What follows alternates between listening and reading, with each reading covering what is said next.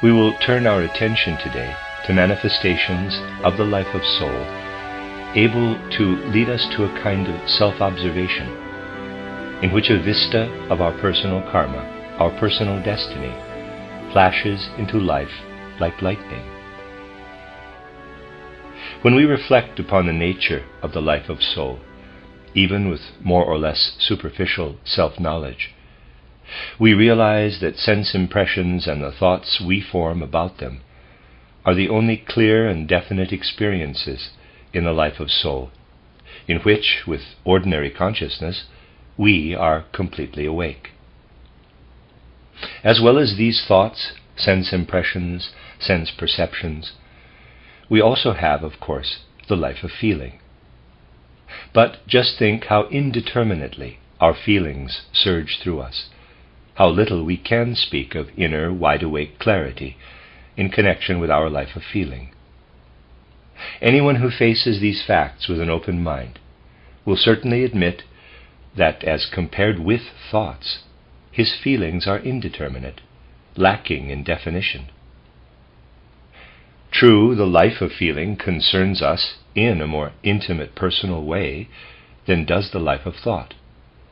But for all that, there is something undefined in it, and also in the way it functions. We shall not so readily allow our thoughts to deviate from those of other people when it is a question of reflecting about something that is alleged to be true. We shall feel that our thoughts, our sense impressions, must somehow tally with those of others. With our feelings, it is different. We allow ourselves the right to feel in a more intimate, more personal way. And if we compare feelings with dreams, we shall say, dreams arise from the night life, feelings from the depths of soul into the light of day consciousness. But again, in respect of their pictures, feelings are as indeterminate as dreams. Anyone who makes the comparison, even with such dreams as enter quite distinctly into his consciousness, will realize that their lack of definition is just as great as that of feelings. Therefore, we can say, it is only in our sense impressions and thoughts that we are really awake. In our feelings we dream, even during waking life. In ordinary waking life, too, our feelings make us into dreamers. And still more so the will.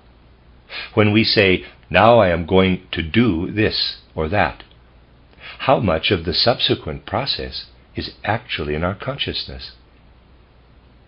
Suppose I want to take hold of something.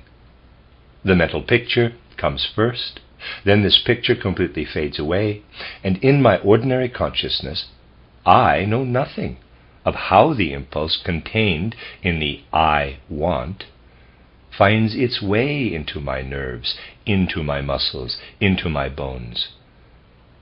When I conceive the idea, I want to get hold of the clock, does my ordinary consciousness know anything at all of how this impulse penetrates into my arm, which then reaches out for the clock?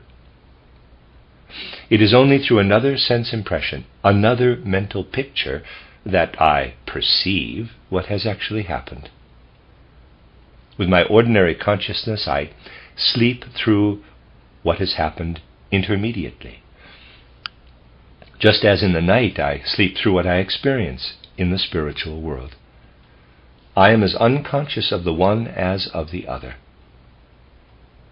In waking life, therefore, there are three different and distinct states of consciousness. In the activity of thinking, we are awake, completely awake. In the activity of feeling, we dream. In the activity of willing, we are asleep.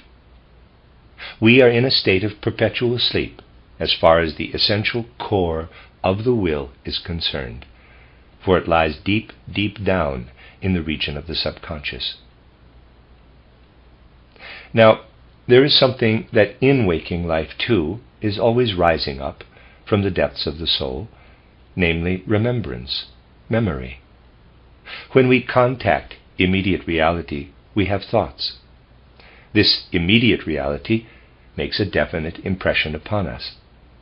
But the past of this earthly life plays all the time into present reality in the form of thoughts and memories, of recollected thoughts.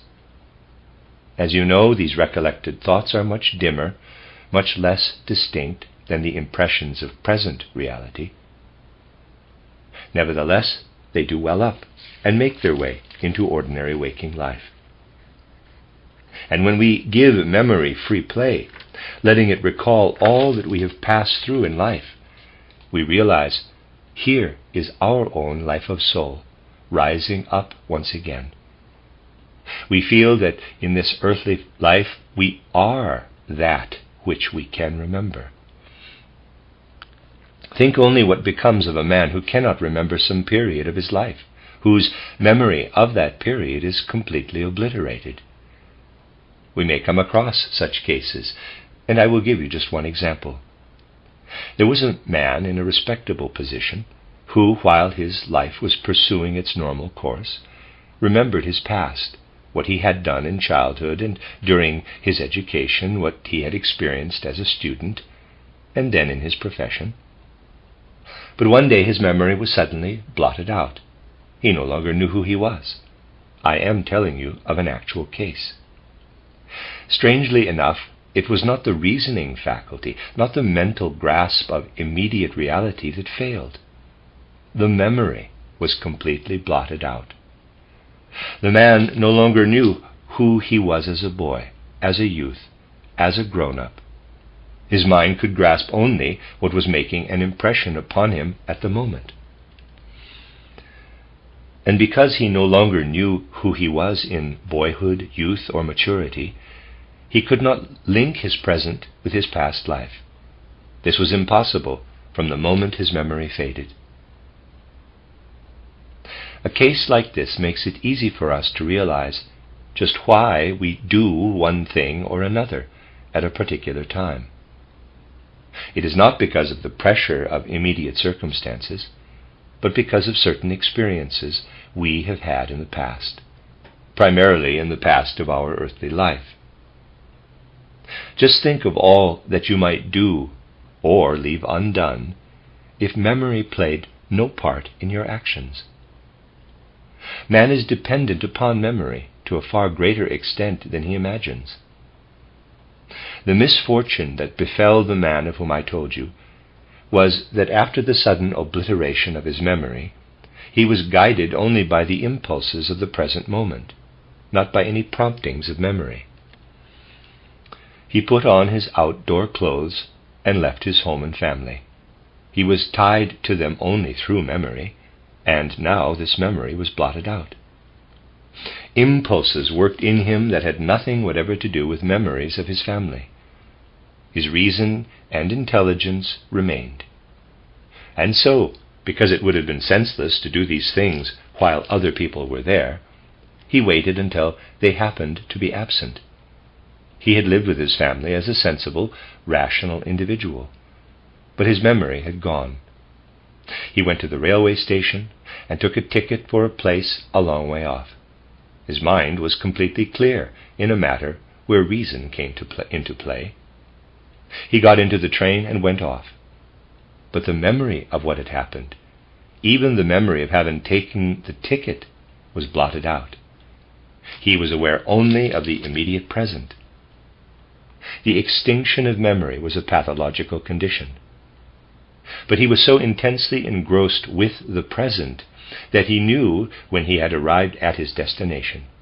He could compare this with the timetable.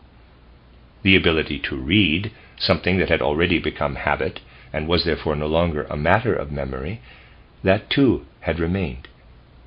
He alighted and took another ticket to a distant destination, and so he went on, traveling about the world, without knowing who he was. One day his memory returned, but he knew nothing of what he had been doing since buying the first railway ticket. When his memory returned and he was himself again, he found himself in a casual ward in Berlin. It was only the things that had happened in the trains and the places where he had been that were blotted out, for they did not belong to the present. Just think what a state of confusion. How utterly uncertain of himself such a man must be. You will realize from this how closely our capital I, our ego, is bound up with our store of memories. We know nothing of the self within us if we are bereft of the store of memories. What is the nature of these memories? Memories are of the nature of soul. But in the whole range of man's life and being, they are present in another form as well. They work purely as soul forces only in a human being who has reached the age of 21 or 22 and continues living. Before then, the memories do not work purely as forces of soul. We must be very conscious of what I have said in these lectures, namely, that during the first 7 years of earthly existence, our physical corporeality is an inheritance from our parents. At the change of teeth, it is not only the first milk teeth that are expelled, that is only the final act. The whole of the first body is discarded. We build up the second body, the body we bear until the onset of puberty, out of the soul and spirit we brought with us when we came down from the spiritual world to physical existence on the earth. But from birth until the change of teeth, we have received a host of impressions from the environment. Our being was absorbed in what flowed into us through having learned to speak. Think of all the wonders that stream into us together with the power of speech. Any unprejudiced observer will agree in this respect with a statement made by Jean Paul to the effect that he had learned more in the first 3 years of his life than in the 3 academic years. The meaning of this is clear. For even if the academic years are extended to 5 or 6, not presumably because one learns too much, but because one learns too little, even if this period is considerably extended, we learn only the merest trifle in comparison with what we assimilate during the first 3 years of life, and thereafter through the years following the first 3 until the change of teeth. After a certain time, all this remains in the form of hazy, indefinite memory. But just think how pale and indistinct are these memories of our first 7 years compared with the events of later life. Just try to make the comparison. The memories often seem to loom up like erratic boulders without any obvious connection. And why? What we take in during the first 7 years of life and what we take in later on have entirely different tasks to fulfill. What we take in during the first 7 years works with intense activity at the plastic molding of the brain, passes into the very organism. There's a great difference between the relatively undeveloped brain we possess when we come into earthly existence and the beautifully developed brain that is ours by the time of the change of teeth. And the result of this work penetrates from the brain into the whole of the rest of the body. This inner artist we bring with us from pre-earthly existence works in a most wonderful way upon our physical body during the first 7 years of life.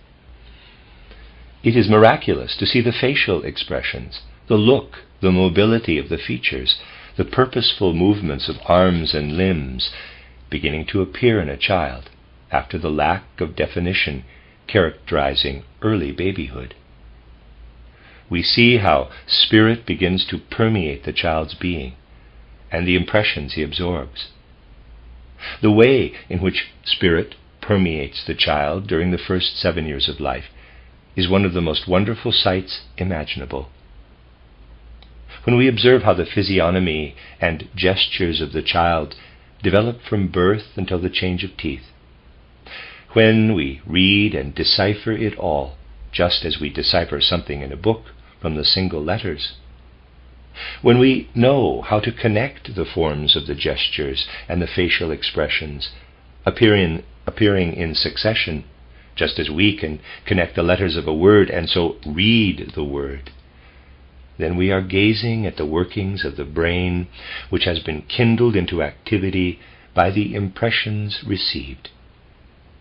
These can form themselves only into sparse and scattered memories, because the plastic development of the brain and therewith of the physiognomy has primarily to be provided for. As life continues its course from the time of the change of teeth to the onset of puberty, the forces working in this way are more or less lost to sight. As I said, until the beginning of the 21st year, work continues upon the shaping and elaboration of the organism. But from the 7th year onward, this work is less concerned with the bodily nature, and still less from puberty until the beginning of the 20s. But something else comes to our help. If we have any aptitude for this kind of observation, and mellow it by contemplating the marvelous phenomenon of the child's physiognomy, which reveals itself month by month, year by year, in greater clarity. Above all, if we can perceive what the child's gestures reveal, how the awkward, unskillful movements of the limbs turn, in a most wonderful way, into movements filled with intelligence and purpose. This sensitive perception can be deepened, and finer organs of sense will develop. Then, when we have before us a child between the ages of 7 and 14, that is to say, between the second dentition and puberty, when the changes in the physiognomy and the gestures are less marked, and the development less obvious, it is possible through inner feeling, which has all the certainty of an eye of soul, EYE, to perceive how the child's development is proceeding in a more hidden way. And from this delicate, intimate observation of the bodily development of a child between the 7th and 14th years, there can arise the faculty to gaze into the life preceding the descent to earthly existence, the life between death and a new birth. These things must again be within our reach, enabling us to affirm of a child between the ages of 7 and 14. Around you there is not only the sense world of nature.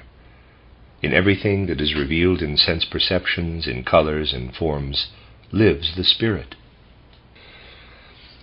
It is truly wonderful to see the Spirit becoming articulate in all things, and then, as it were, in a mirror image, to perceive a reflection of this in the way in which spirituality reveals itself more and more distinctly in the physiognomy of a child.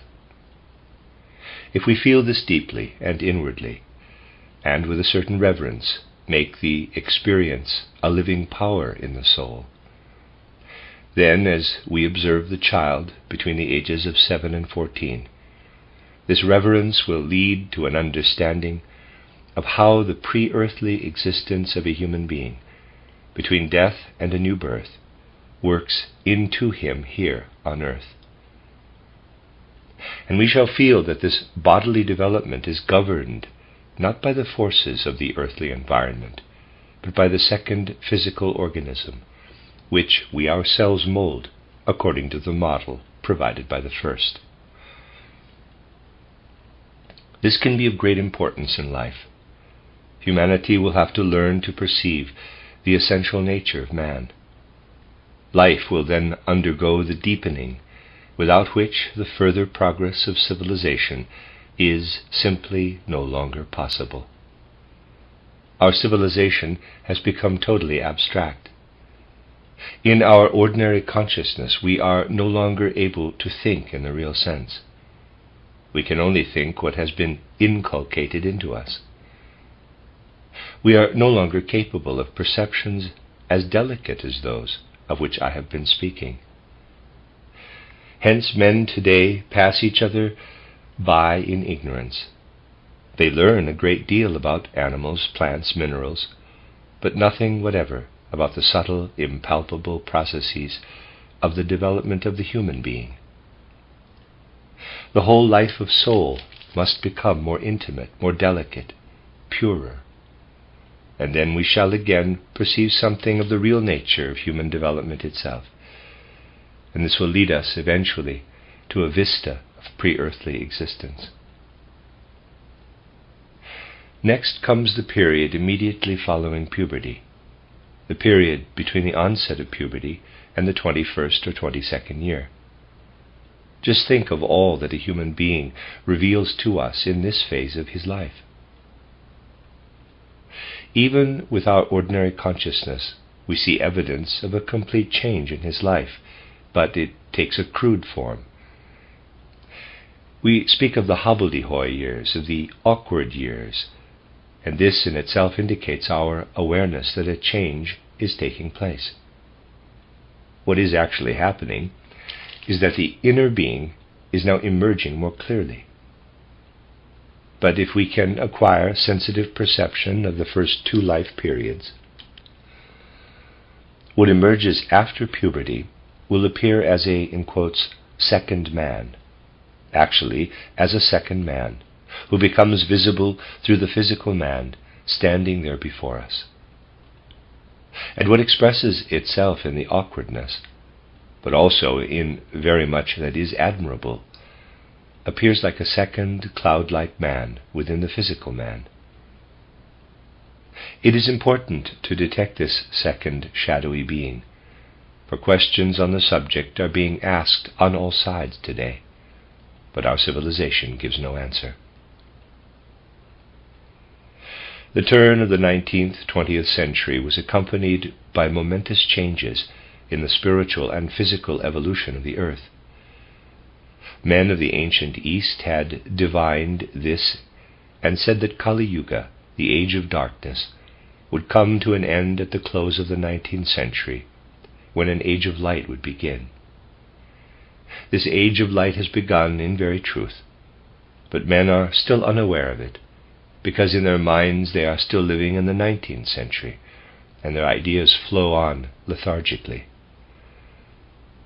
Nevertheless, around us there is clear, radiant light, and if we pay heed to what will reveal itself from the spiritual world, we can become aware of this light. And because youth is peculiarly sensitive, with the turn of the century an undefined longing arose in the hearts of the young for a more intimate knowledge, a much more intimate perception of man. Human beings born about this time, at the turn of the 19th century, have the instinctive feeling: we need to know a great deal more about man than people are able to tell us. Nobody tells us what we long to know. There was this striving, this urgent, insistent striving for an understanding of man. Children and young people were ill at ease with their elders, for they longed to hear from them something about man, and these elders knew nothing. Modern civilization can say nothing, knows nothing about the spirit of man. But in earlier epochs, people were able, speaking with real warmth of heart, to tell the young very much about man. When thoughts were still quick with life, the old had a very great deal to say, but now they knew nothing. And so there came an urge to run no matter where, in order to learn something about man. The young became wanderers, pathfinders. They ran away from people who had nothing to tell them, seeking here, there, and everywhere for something that could tell them something about man. There you have the real origin of the youth movement of the 20th century. What is this youth movement really seeking? It is seeking to find the reality of this second cloud-like man who comes into evidence after puberty and who is actually there within the human being. The youth movement wants to be educated in a way that will enable it to apprehend this second man. But who is this second man? What does he actually represent? What is it that emerges, as it were, from this human body, in which one has observed the gradual maturing of physiognomy and gesture, in connection with which one is also able to feel how in the second period of life, from the change of teeth to puberty, pre-earthly existence is coming to definite expression?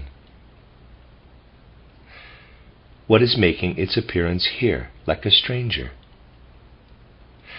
What is it that now comes forth when, after puberty, the human being begins to be conscious of his own freedom, when he turns to other individuals, seeking to form bonds with them out of an inner impulse which neither he nor the others can explain, but which underlies this very definite urge?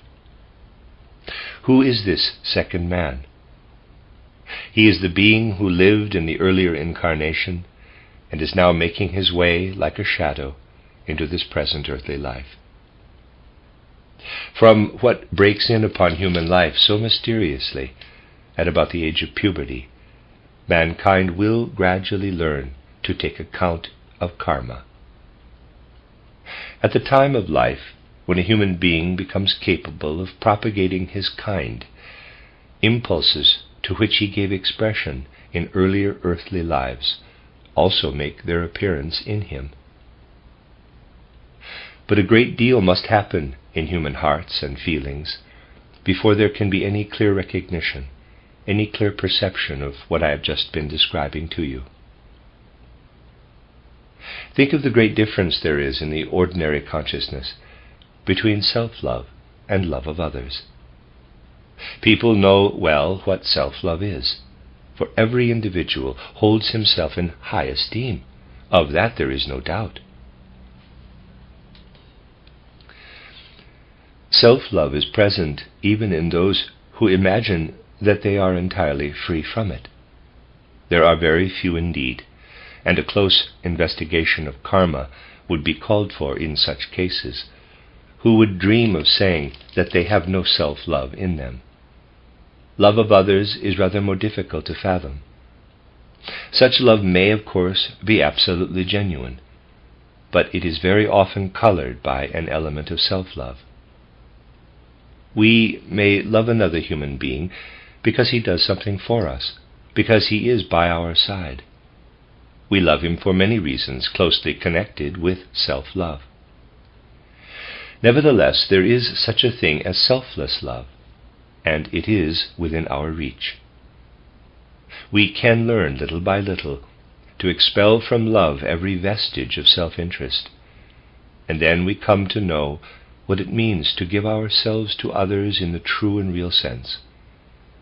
It is from this self-giving, this giving of ourselves to others, this selfless love, that we can kindle the feeling that must arise if we are to glimpse earlier earthly lives. Suppose you are a person who was born, let us say, in the year 1881. You are alive now. Once upon a time, in an earlier earthly life, you were born, say, in the year 737 and died in 799. The man, personality B, is living now in the 19th, 20th century. Formerly, this personality, you yourself, lived in the 8th century. The two personalities are linked by the life stretching between death and a new birth. But before even so much as an inkling can come to you of the personality you lived in the 8th century, you must be capable of loving your own self exactly as if you were loving another human being. For although the being who lived in the 8th century is there within you, he is really a stranger, exactly as another person may be a stranger to you now. You must be able to relate yourself to your preceding incarnation in the way you relate yourself now to some other human being. Otherwise, no inkling of the earlier incarnation is possible. Neither will you be able to form an objective conception of what appears in a human being after puberty as a second shadowy man. But love that is truly selfless becomes a power of knowledge. And when love of self becomes so completely objective that a man can observe himself exactly as he observes other human beings, this is the means whereby a vista of earlier earthly lives will disclose itself, at first as a kind of dim inkling. This experience must be combined with the kind of observation I have been describing, whereby we become aware of the essential fundamental nature of man. The urge to apprehend the truth of repeated earthly lives has been present in humanity since the end of Kali Yuga, and is already unmistakably evident. The only reason why people do not speak about it is because it is not sufficiently clear or defined. But let us suppose that a thoroughly sincere member of the modern youth movement were to wake up one morning and for a quarter of an hour be vividly conscious of what he had experienced during sleep. And suppose one were to ask him during this quarter of an hour, "What is it that you are really seeking?" He would answer, "I am striving to apprehend the whole man, the being who has passed through many earthly lives. I am striving to know what it is within me that has come from earlier stages of existence. But you know nothing about it. You have nothing to tell me." In human hearts today there is a longing to understand karma. Therefore this is the time when the impulse must be given to study history in the way I have illustrated by certain examples. It is this kind of study which, if earnestly and actively pursued, will lead human beings to an understanding of their own lives in the light of reincarnation and karma. That is why in these lectures I am combining studies of historical personages with indications that will gradually lead to perception of man's own individual karma. By the time we come to the last lecture, we shall have gained a clear idea of how man can begin to glimpse his own karma. But the only way to achieve this is to observe things, first of all, in the great setting and structure of world history. The primary aim of this lecture was to shed light on the inner nature and being of man, and it has also been possible to elucidate the inner aspect of the strivings of a promising movement of the times. And now, let me conclude with a picture drawn from world history. Study of history in the future must be concerned with the whole man, must realize that man himself carries over from one epoch into the next the impulses that work in history, in the development of world history. Let us think of the days when Charlemagne was reigning in Europe. It was from 768 to 814 AD. Just recall for a moment everything you know about Charlemagne and what he accomplished. As so much about him is taught in school, I am sure that countless details will come into the minds of my listeners. At the same time as Charlemagne, a very important personage was living in the East, namely Haroun al Raschid. He was a product of the scholarship associated in those days with Mohammedanism, and he was fired with the will to foster and promote this Oriental scholarship at a center of learning and culture.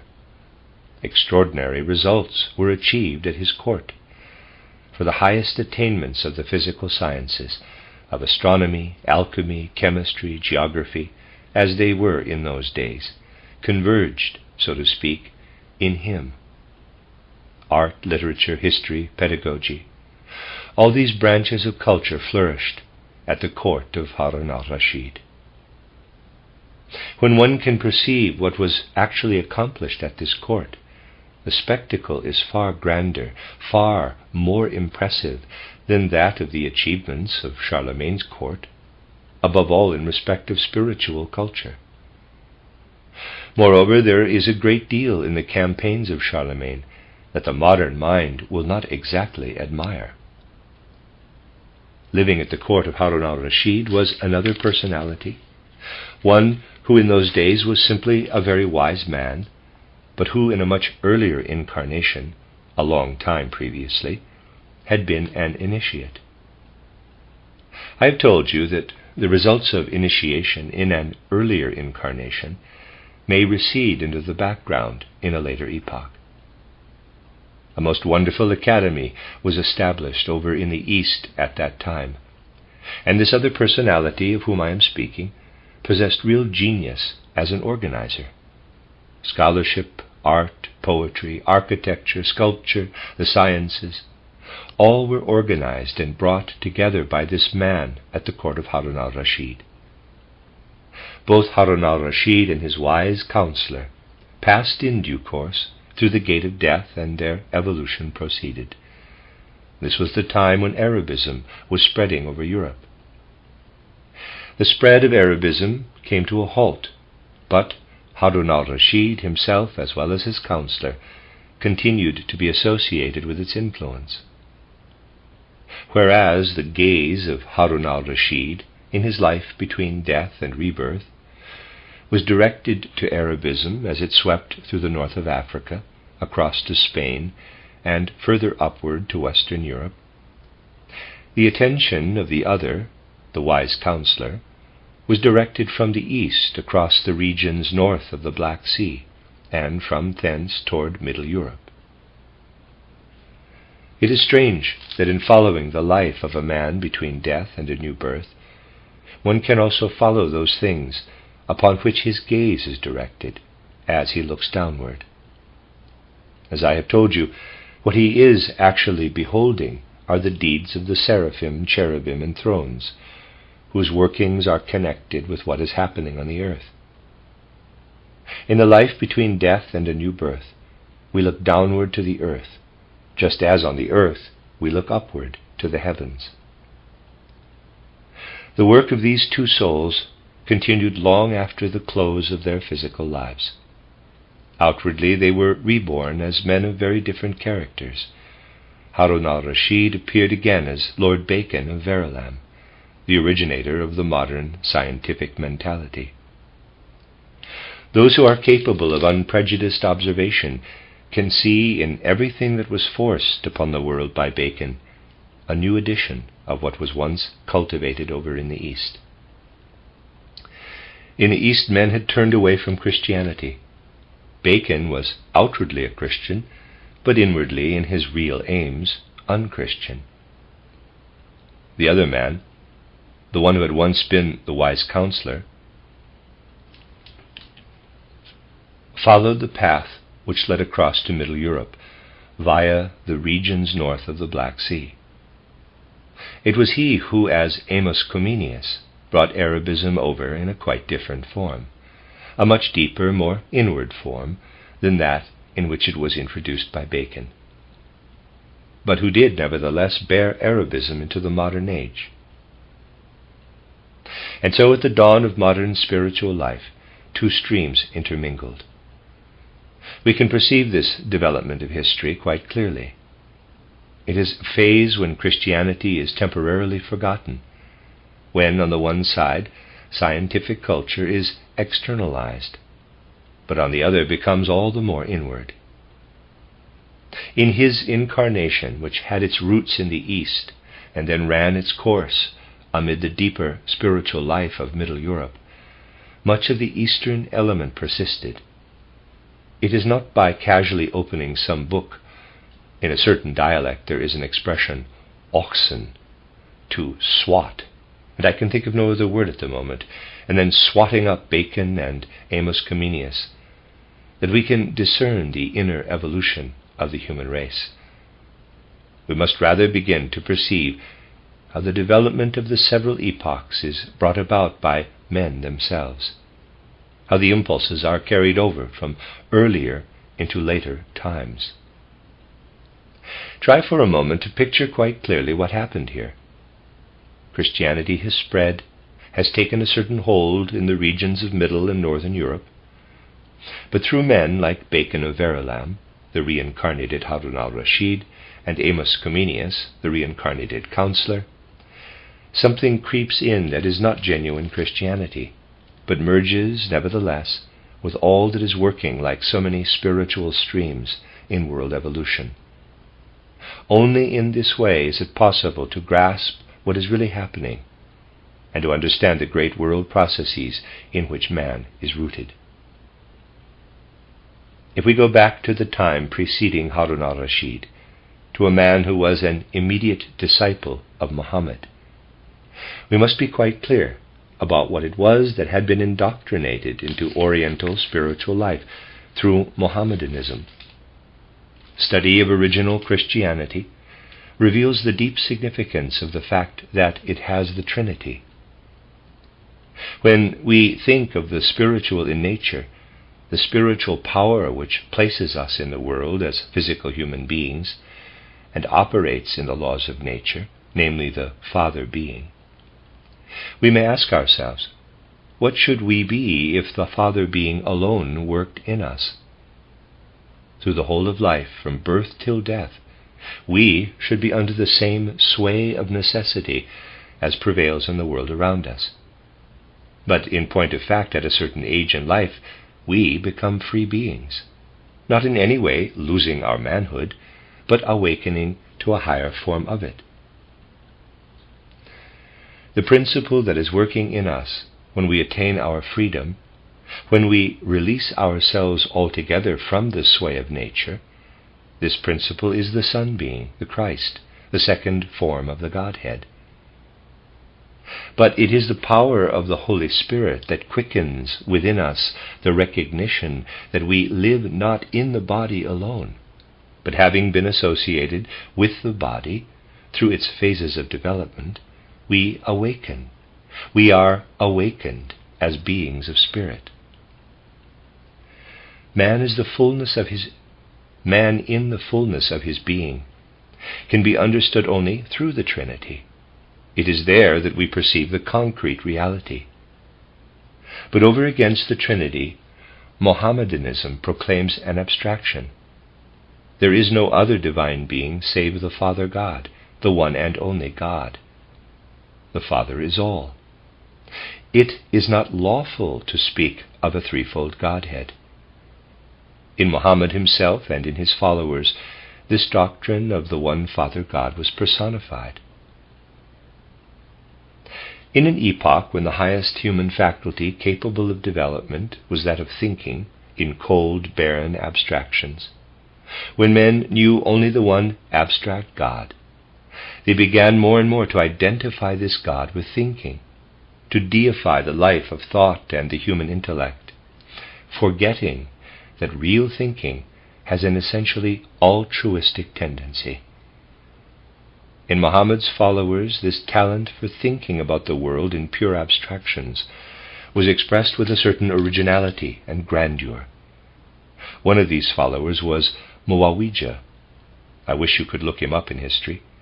You would find there a strange mental configuration, the prototype, as it were, of men who think in pure abstractions, who want to shape the world according to tenets contained in a few simple paragraphs. Muawiyah was one of Muhammad's followers, appeared again in our time as Woodrow Wilson.